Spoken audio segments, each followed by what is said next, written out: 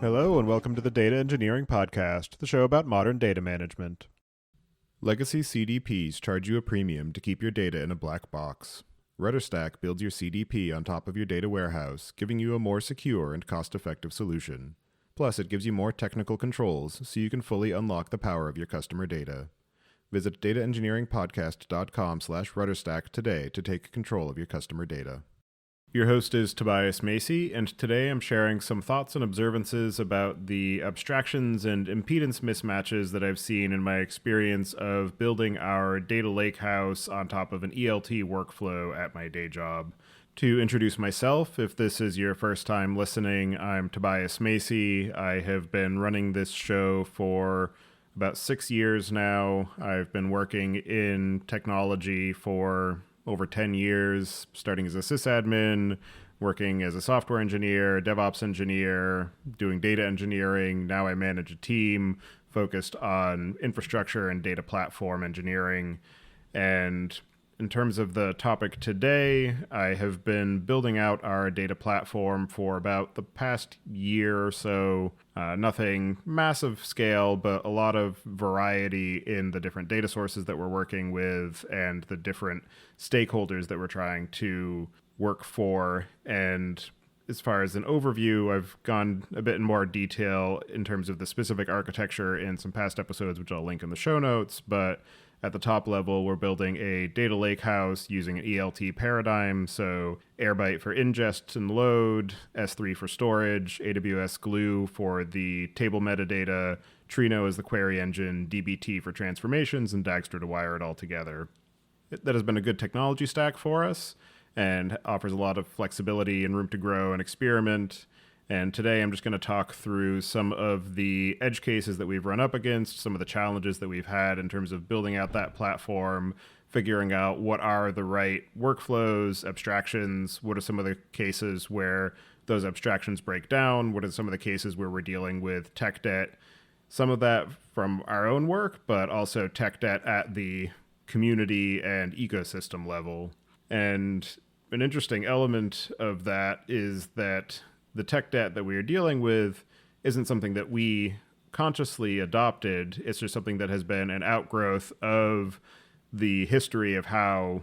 the data community has evolved over the past decade plus. So, for instance, the way that tables are defined if you're dealing with this lakehouse paradigm is largely using the Hive metastore or something compatible with it, which in our case is AWS Glue. And Hive came about as an outgrowth of the Hadoop ecosystem, which came about as an outgrowth of the era of big data where everybody wanted to collect as much data as they could. And so Hadoop came out from from Google's work on MapReduce. And so it's just interesting that a decision that was made a couple of decades ago led to where we are today, where if you want to be able to run SQL workloads on data that lives in commodity storage, then you're dealing with a technology that was developed over a decade ago. There is work going on to update the way that the metastores are architected and implemented, particularly with some of these new table formats such as Iceberg and Hoodie and the Delta format from Databricks. But by and large, if you want to be able to use something that is supported by a wide variety of query engines and data engines, then you're going to have to use the Hive metastore. And so in order for us to be able to take advantage of that, we are actually using a connector in Airbyte where it will load the data from the source systems into S3 in JSON format and automatically create the different tables in the Glue catalog or update them as necessary. And that's some work that we actually had to do, which I believe I covered in a previous episode, but we had to work with the Airbyte community to add a new connector on top of the existing S3 capability to build that connection to Glue, because otherwise it was a bit of a chasm between I can extract data and load it and then being able to actually query it. And so what a lot of people would do is either use the AWS Glue crawler, where then you're introducing latency between when you first load data to when you can actually query it, which if you're doing it from a manual analytics perspective, that's okay. You can deal with that latency. But if you're trying to orchestrate everything together and load the data and then execute transformations on it all in one flow, then it's harder to manage that latency. And so that's why we wanted to be able to have that direct connection from data gets loaded to the table information is created so that we can query it right away. Where if you're dealing with something like a Snowflake or BigQuery or a Redshift, those are full vertically integrated databases, and so the table creation and the data loading both have to happen at the same time, so you don't have that disconnect. But because the idea of the data lakehouse, where it's a data lake technology stack, but you're using it in a warehouse format, that's still a fairly new paradigm, so there isn't as much tooling and capability built up around that. So that's why we had to do some custom engineering to be able to bridge that divide. And so that's one of the cases of the abstractions have broken down a little bit. There's a bit of impedance mismatch between the set of tools that are out there and the ways that you want to use them and the ways that different areas of the community have grown organically. So I don't know if I would necessarily call that tech debt per se, because it's new development that's happening, but it's an area of investment that hadn't been made yet. So one of those things that you want to think about as you're designing and developing a platform is, what are the places where I want to or have the capacity to do that custom engineering to be able to form the platform in the way that I envision it, where when I first came into this, I was assuming, okay, well, we can just extract and load with a tool like Airbyte, and then I'll be able to query it in a tool like Trino, and all the pieces are going to be there for me. And it wasn't until I started to go down that road and dig a bit deeper and actually start working through that process that I understood that there were these gaps. And so that's one of the challenges that exist in most areas of technology, where from a surface level, it can appear as though all of the abstractions are in place, all of the implementation is there. You just need to be able to pick and choose which tools you want to work together. And it isn't until you actually make those decisions and really start trying to build something in earnest that you find out what are the places where these abstractions break down, what are the pieces that are missing, what are the pieces that I actually have to do some custom engineering on. And that's also one of the places where we need to be aware of the sunk cost fallacy of, oh, well, I already chose these things. I already started down this path and getting things working. Now I have to actually keep pushing through until I can get this done. Where once you hit one of those roadblocks, it's a signal that you need to just stop and reevaluate your plans and figure out, is this actually going to be worth the effort? What are some of the potential next roadblocks that I need to consider so that I can decide maybe I actually do need to take this as a loss and say, I've learned some things, but this isn't the technology stack that's going to get me to where I would need to be. I actually do need to re-implement or re-architect and go in a different direction. And that's also where having those clean abstraction boundaries is useful if you're able to say, this one piece of the stack isn't doing what I needed to do. So in my case, if I had said, I actually don't want to build this connector to be able to work with Glue, I need to be able to write data and query it in a single flow. And so I can still use Airbyte, but instead of investing further in this lakehouse paradigm of S3 and Glue and Trino, I'm actually going to go with the Snowflake option because there is enough technology built around that. It is a well-worn path. Or if I still want that lakehouse capability, maybe I go with a Databricks because, again, there is a lot of investment in that space. Personally, I wanted to have more control over the entire stack, so that's why I wanted to stick with the fully open source set of options, recognizing, of course, that AWS Glue isn't actually open source, but it is implementing a spec of the Hive metastore, which I could run on my own if I wanted to. Part of the reason that this problem of being able to directly create the tables as part of the data integration flow is that I wanted to invest in automation because I have a small team, and so I need to be able to ensure that we're able to iterate quickly without having to spend a lot of cycles on data exploration, data discovery, data transformation before we can onboard a new data source. And so we wanted to be able to realize the promise of ELT of you can get the data in, you can get it loaded, and then you can do the exploration and transformation after the fact without having to worry about losing information or incorrect assumptions until you've actually done more of that exploration. What I see as the complement or tension with automation is correctness, where correctness often requires a lot of time and energy and engineering effort invested to ensure that you are fully capturing context and business knowledge and domain expertise into the final data product as it's landed. And it's not to say that you can't achieve correctness with automation, just that they are in tension, because automation requires that you have a certain set of baseline assumptions, a certain set of presumptions about the way that the data is landing, the way that the data is formed, and particularly when you're dealing with the data integration flow, even with not doing transformation explicitly in that integration path, there is still the likelihood of losing some information and losing some context. For a concrete example of that, what I've been seeing is with something like Airbyte, and this will be true for Meltano and Fivetran, et cetera, where you have this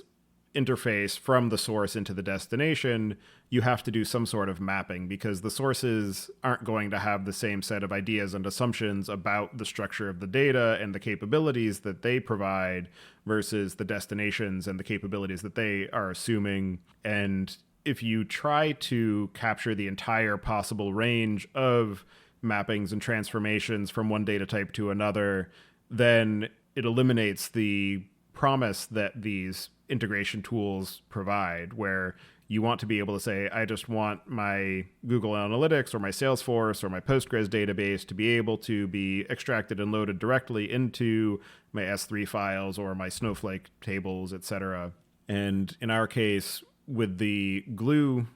connection, with the Hive metastore presumptions, because it was a new connector, we needed to understand what are those mappings. And so, for instance, a Postgres database has a certain set of columns and types. Airbyte has a certain set of types that it will support that the sources need to map into. And then in that intermediary layer, these are the types that are able to be represented. So you need to tell us what you want those to be represented by in the destination. So for people who aren't familiar, Hive supports all of the basic types, integers, strings, supports all of the basic types, integers, strings, booleans, etc., as well as some complex types such as arrays and structs. And being able to figure out, how do I represent these different things properly? This goes back to the point of correctness, where if I'm doing these transformations manually, I can investigate, okay, what are all the source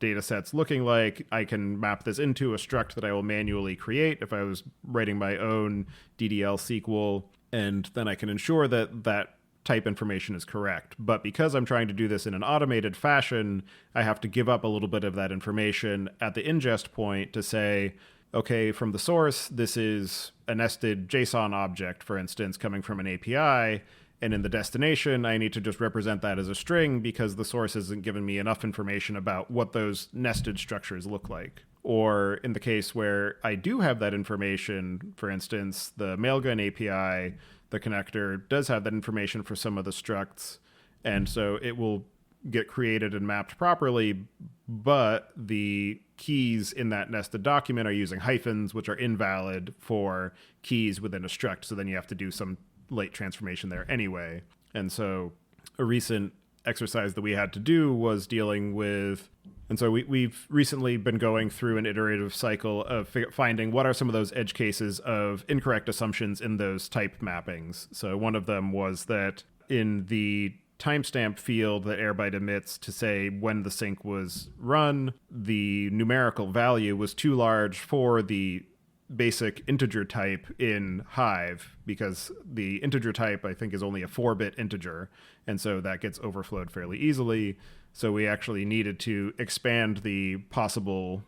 maximum value that those numeric fields would take. And so we did some investigation, found that Hive has a decimal type, which supports accurate numerical representations, both integers and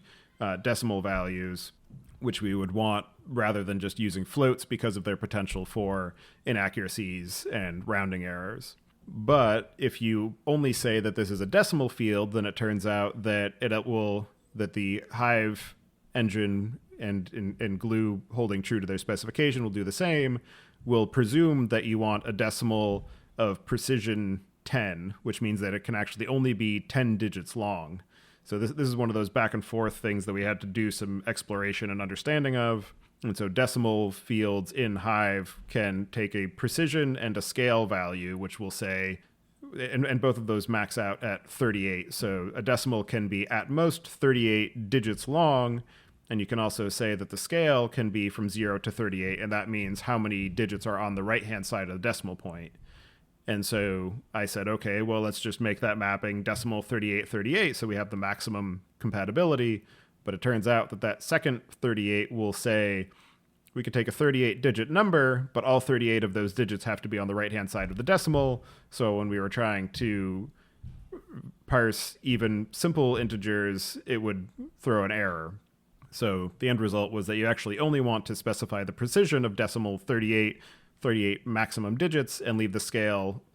and then leave the scale undefined so that it can be whatever it ends up needing to be. The other instance was for those nested documents and rich objects where we said, well, actually, we just want those to be converted to a string in the JSON files so that we can just treat that as a string in the table definition, and then we will just use JSON functions in the Trino engine to be able to parse those values back out and transform them into the structures that we need. So this is another case of we're willing to sacrifice some information in that automation flow for greater flexibility so that we can do our own work at the point where we have the time to do it. One of the questions that I've been asked and been asking myself throughout this whole process is, well, what if I just did say I'll give up on this data lakehouse approach and I'll just use one of the big data warehouse engines such as Snowflake? Will that solve all of my problems? And maybe it would have solved a couple of the problems where the connector in Airbyte, for instance, didn't have the right type mappings, but we still would have run into some of these edge cases, and we still would have run into some of these issues of being able to source and land this data and understand it. And most of the effort isn't in that loading of the data, it's in the understanding of the data and figuring out how do I structure it, how do I manage the transformations so that I can use it in multiple different scenarios. And so that's another area we've been exploring is from the data modeling perspective, do we have the time and context to be able to build the proper dimensional modeling of this underlying information, or do we just say we're going to do some simple transformations and create the structures that we know we need today so that we can answer the questions that we have today? And so for now, we've been focusing on just saying, okay, well, we understand these coarse-grained dimensions that we want of taking the source tables and aggregating them a little bit into some of the contextual domain objects that we know we need to talk about, and then be able to write some reports. And I think that is a useful exercise to understand how is the data actually being used versus doing a lot of upfront investment of building that dimensional model before you have any consumers. And so again, this is that tension of automation versus correctness and willingness to take on technical debt and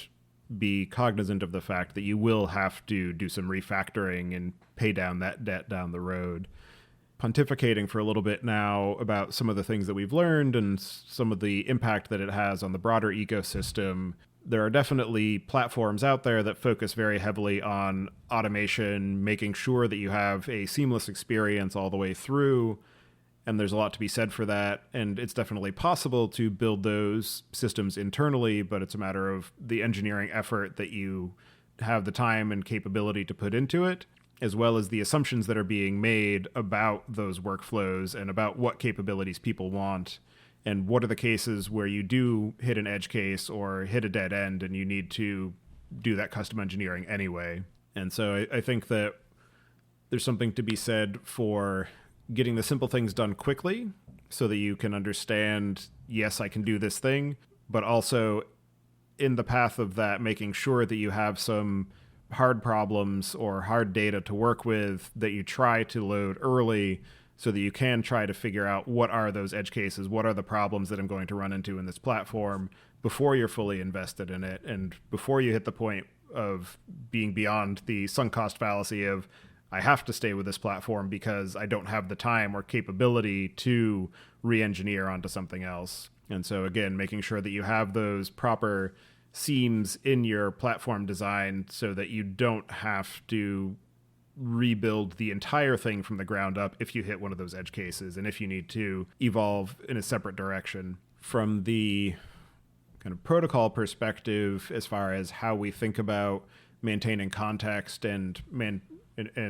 supporting automation, it's really hard because it's something that requires everybody all the way up and down the technical stack across all of the different industries and platforms to invest in, where what are some of the ways that we can maintain some of this contextual metadata to be able to map those different data types from source to destination cleanly and effectively,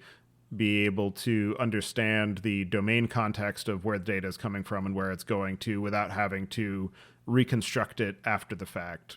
Because that's, I think, where a lot of the wasted effort comes in the data engineering space, is just rehydrating data after you have done some manual effort and detective work to figure out where did this come from, why did it come from there, how is it getting to where it needs to be, and what am I supposed to do with it? Because that is something that I've experienced personally, as well as something that I've talked to a lot of people about in the industry. And so in terms of my experience building this platform, doing some of these deep dives on figuring out how to manage some of these type mappings, how to balance that tension of automation versus correctness and reliability, one of the most interesting and unexpected and challenging lessons that I've learned is just that technical debt isn't just something that an individual team takes on. It's something that, particularly in open source, is accrued over time throughout the community, and it's not always clear when it's being adopted. And also, as you bring on new tools, it's not always clear what that long-term technical debt will mean. So for instance, in the case of Hive, that is communal technical debt that is being addressed in some fashions, but it's not always clear as you start to use a particular platform that it is technical debt and what those edge cases are going to be. And so I just think that for people who are working in open source and who are contributing towards these ecosystems, that it's important to be cognizant of that fact and the long-term impacts that your decisions can have, and maybe try to at least document those cases of what are the shortcomings and try to help popularize that and figure out what are some of the ways that we as a community can maybe move a little bit slower in aggregate, but will have a more solid long-term impact. And in terms of this overall experience, I'd say, when is ELT the wrong choice? I'd say it's the wrong choice when you need to guarantee correctness and the maintenance of context from the source system the data was originated in to the downstream analysis, where it's very easy to have information loss that is implicit. It's not even necessarily clear when it's happening, but it's possible to lose that information just from the extract and load process. And so maybe you need to have a more deliberate and manual process of building the context around the data as it's extracted to ensure that it doesn't get lost downstream. It has to be reconstructed. So again, it's that trade-off of how quick do I need it versus how correct do I need it to be at what point. So looking forward in terms of the work that we are doing for our data platform, some of the things that are coming up next are definitely investing more heavily in data validation, data quality checking, and in particular, building a more robust metadata platform around all of our information so that we do have a better means of building and maintaining that context as data traverses our overall platform, and particularly as we start to add new downstream consumption use cases to it. So for anybody who wants to get in touch with me and follow along with the work that I'm doing, I'll add my contact information to the show notes. And the final question of where I see the biggest gap in the tooling or technology for data management today, I think it definitely harks back to this concept of how do we manage that information about typing and context during that data integration flow of how do I understand where is my data coming from, what is the type information that's in there and why, and how do I maintain that without losing it because of the fact that I need to conform to a particular interface to be able to load it into that destination. So thank you for listening. Hopefully this was helpful and informational. Definitely feel free to continue listening to the show. I appreciate all of the goodwill and attention and kind words that you have all given me over the years that I've been running this show, and I look forward to continuing to run it into the future. Thank you, and have a good rest of your day.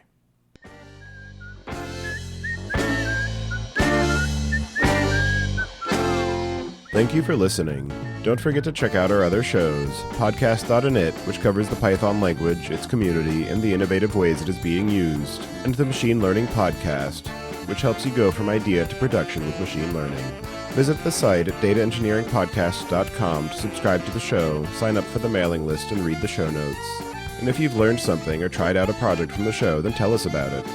Email hosts at dataengineeringpodcast.com with your story.